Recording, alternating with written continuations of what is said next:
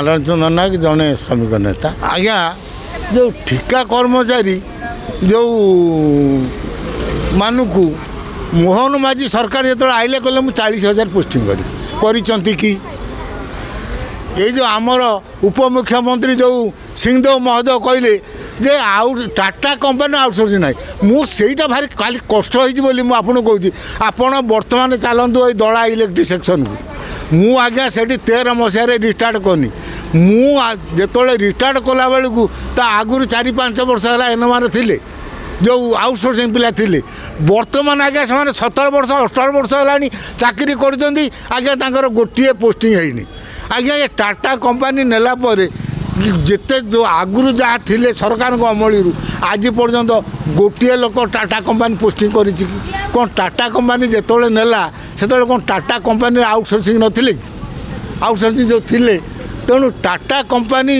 जो कौची आप दला चलाऊँ 16 वर्ष 17 वर्ष है लोक मैंने आउटसोर्सिंग पड़ी रही पोस्टिंग करा जाए नहीं उपमुख्यमंत्री कहते टाटा कंपनी आउटसोर्सिंग ना मुख्यमंत्री महोदय को अनुरोध करुँगी से टे जाजपुर रोड दला सेक्शन को आसवे कि 17 वर्ष 18 वर्ष है जो आउटसोर्सिंग पिला रही सरकार अमूल्य थे टाटा नेला अच्छा आज पर्यंत जन को पोस्टिंग करा ये आज्ञा खाली गोटे मिछ बाहाना चलती आउटसोर्सिंग माने केते दुखर होती एमती कि आउटसोर्सिंग पिला मुझे कहूनी आपन को कलेक्टर ऑफिस रे 5 मास 6 मास दरमा पाऊना एजेंट माध्यम रखा जाए तेणु ये आउटसोर्सिंग पोस्टिंग कौन न कले तेणु सरकार जिते शीघ्र पारुचंद ये कथा बड़ बड़ कही हम नहीं ताकू कार्यकारी करंतु तुरंत आउटसोर्सिंग पोस्टिंग करंतु आउटसोर्सिंग बिना कौन सरकारी संस्था चलो नहीं सबू संस्थार आउटसोर्सिंग अच्छा सरकार जदि राज्यर उन्नति चिंता करुँच ये गरीब लोकों कथा चिंता करुँच तुरंत आउटसोर्सिंग पोस्टिंग करंतु गोटे कथा कह आईन मंत्री गतका एक बाइट्रे कहते कि आम जांच एजेन्सी मान जांच चलती आम तुरंत यापर प्रक्रिया आरंभ कर आज्ञा मो कहवाक चाहूँगी आपण माध्यम आईन मंत्री कहे कि एटा कौन आज्ञा कौटी टम्बू मरा है यात्रा होता 3 दिन पर भांगी कि प्रत्येक जो संस्था अच्छी सेठी जो लोक जी दरकार रखा जाए आउटसोर्सिंग लोक से एजेंट थ्रो कहीं रखा जाकू कहीं से विभाग ऑफिस कहीं रखुना एजेंट थ्रो रखिए से 3 मास 4 मास दरमा पाइबे नहीं से मैंने क्या कहे आज्ञा 2टा गोटे कहते ना गोटे स्त्री सीना गोटे घईता आंकर आज्ञा 2टा घईता गोटे है एजेंसी घईता गोटे है अफसर ऑफिस जो ऑफिस रे चाकरी कर ये मैंने आज्ञा 2टा घईतार गोटे माइप आउटसोर्सिंग अवस्था या जो आईन मंत्री कहते ताने आईन मंत्री कहे कि यही आम जाजपुर कलेक्टर ऑफिस रे 5-6 मास आउटसोर्सिंग दरमा पाई आपड़ एजेंट करें आपण ऑफिसर केमी जानू ना ये मसरे जो आउटसोर्सिंग आम कम कर कहीं पैसा पाई ना आईन मंत्री बहुत बड़ बड़ कथा कहते आईन मंत्री कही नथिले कि आम भत्ताटा देदेमु आईन मंत्री सभापति कहने कि भत्ताटा देदेमु आमर उपमुख्यमंत्री सिंहदेव महोदय कहले ने कि ए नुआपड़ा इलेक्शन चली ये नुआपड़ा इलेक्शन चलने आम भत्ताटा करदेमु आज पर्यंत कले कि आज्ञा से तापर आप देखु 7 लाख रु आहरी अधिक जो सरकार नियम कर 60 वर्ष रु अधिक हेने जड़े भत्ता पाइब वर्तमान 7 लाख आवेदनकारी अच्छा आपको तो 3,000 देना वर्तमान 7 लाख अप्लाई कर नियम अनुजाई से माने भत्ता पाइबा ये सरकार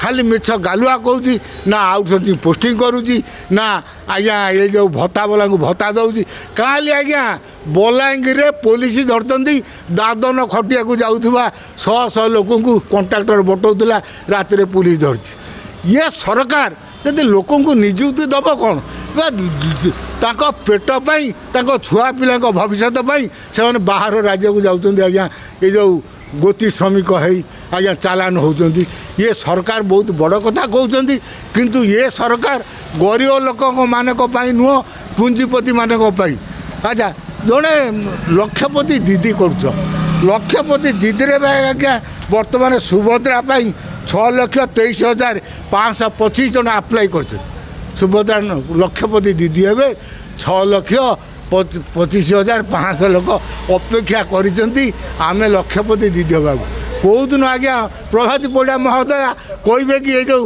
6,23,555 ଜଣ ଆପ୍ଲାଏ କରିଛନ୍ତି ଲକ୍ଷପତି ଦିଦି ହେବା ପାଇଁ ତାଙ୍କୁ କେଉଁଦିନ ଲକ୍ଷପତି ଦିଦି କରିବେ? ବଡ଼ ଦୁଃଖର କଥା। କ'ଣ ବୁଝିଲେ ନ ବୁଝିଲେ ମୁଁ ତ ତାଙ୍କୁ କିଛି କହିପାରିବି ନାହିଁ। ସେ ଓଡ଼ିଶାର ଝିଅ, ଓଡ଼ିଶାର ବୋଉ, ଆଜି ରାଷ୍ଟ୍ରପତି ହେଇଛନ୍ତି ଆମର ଗୌରବ। ସିଏ କହିଲେ ଓଡ଼ିଶା 1 ନମ୍ବର ଲକ୍ଷପତି ଦିଦିରେ। ଭାରି ଦୁଃଖର କଥା। ରାଷ୍ଟ୍ରପତି ମହୋଦୟା ଶୁଣନ୍ତୁ ଯେ ବର୍ତ୍ତମାନ ସୁଦ୍ଧା ସୁଭଦ୍ରା ଯୋଜନା ପାଇଁ 6,23,555 ଜଣ ଅପେକ୍ଷା କରିଛନ୍ତି ଲକ୍ଷପତି ଦିଦି ହେବା ପାଇଁ। ରାଷ୍ଟ୍ରପତି ମହୋଦୟା ଟିକେ ପଚାରିବେ କି ପ୍ରଭାତୀ ପରିଡ଼ାଙ୍କୁ ଆପଣ ଲକ୍ଷପତି ଦିଦି କରିବେ କ'ଣ? ଲକ୍ଷପତି ଦିଦି ହେବା ପାଇଁ ଯେଉଁମାନେ ଆପ୍ଲାଏ କରିଛନ୍ତି ତାଙ୍କୁ ଏପର୍ଯ୍ୟନ୍ତ ସୁଭଦ୍ରା ଯୋଜନା ଭର୍ତ୍ତି କର। ଆଜ୍ଞା ତାପରେ ବଡ଼ ଦୁଃଖର କଥା, ଇଏ ସରକାର ଏତେ ମିଛୁଆ ସରକାର। ଆଜ୍ଞା ଦେଖନ୍ତୁ କହୁଛି ମୁଁ କନ୍ୟା ବିବାହର କରିବି, ଗରିବ କନ୍ୟାକୁ ବିବାହର କରିବି। ଆଜ୍ଞା କାଲି ଘୋଷଣା କରିଛନ୍ତି 51,000 ଟଙ୍କା ଲେଖା ଦେବେ ତାଙ୍କ ଝିଅ ବାହାରକୁ। ପ୍ରଥମେ ତାଙ୍କ ଏକାଉଣ୍ଟକୁ 35,000 ଟଙ୍କା ଯିବ। ଆଜ୍ଞା ଚାହିଁ ଦୁଃଖ ଘଟଣା କ'ଣ? ଯେଉଁ ସରକାର ନିର୍ବାଚନ ବେଳେ ସଂକଳ୍ପ ପତ୍ରରେ କହିଥିବା କଥା ଆଜି ପର୍ଯ୍ୟନ୍ତ କାର୍ଯ୍ୟକାରୀ କରୁନାହିଁ, ଇଏ ବର୍ତ୍ତମାନ ଯେଉଁ ନୂଆ ନୀତି ଆଇନ କରୁଛି ଇଏ କାର୍ଯ୍ୟକାରୀ କରିବ ବୋଲି ଆପଣ ଭାବୁଛନ୍ତି କି? ଇଏ ସଂକଳ୍ପ ପତ୍ର କଥାକୁ ଆଜି ପର୍ଯ୍ୟନ୍ତ କାର୍ଯ୍ୟକାରୀ କରୁନାହାନ୍ତି।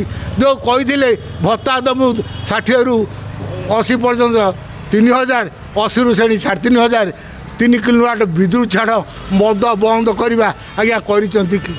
ଯେଉଁ ସରକାର ସଂକଳ୍ପ ପତ୍ରରେ ଆଜ୍ଞା ମୁଁ ବଡ଼ ଦୁଃଖର କଥା ଆଜ୍ଞା ଶିକ୍ଷକମାନେ ଯେଉଁ ଧାରଣାରେ ବସେ 1,000 ଶିକ୍ଷକ ଭୁବନେଶ୍ୱରରେ ସେମାନେ ଆଜ୍ଞା କହୁଥିଲେ ଯେତେବେଳେ ଏଇ ମୋହନ ମାଝୀ ବିରୋଧୀ ଦଳ ନେତା ଥିଲେ ସିଏ ଆମେ ଧାରଣା କତିକି ଆସିଥିଲେ କହିଥିଲେ ଆମ ସରକାର ଆସିନେ ତୁମର ନ୍ୟାଯ୍ୟ ଦାବି ମୁଁ ଆସିନେ ପୂରଣ କରିବି।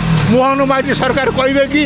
ସେମାନେ ଆଜିକି 3 ଦିନ ହେଲା ହଜାର ଏ ଯେଉଁ ଶିକ୍ଷକ ଶିକ୍ଷୟତ୍ରୀ ତାଙ୍କ ପିଲା ଛୁଆକୁ ନେଇକି ଏ ଥଣ୍ଡା କାକରରେ ପଡ଼ିଛନ୍ତି। କୁଆଡ଼େ ଗଲେ ତାଙ୍କ ହକ୍ ଅଧିକାର, ତାଙ୍କର ନ୍ୟାଯ୍ୟ ଅଧିକାର ଆମେ ଆସିନେ ପୂରଣ କରିବୁ। ଆଜ୍ଞା 3 ଦିନ ହେଲା ଭୁବନେଶ୍ୱର ରାସ୍ତାରେ କାହିଁକି ସେମାନେ ଆଜ୍ଞା ଶୋଇଛନ୍ତି?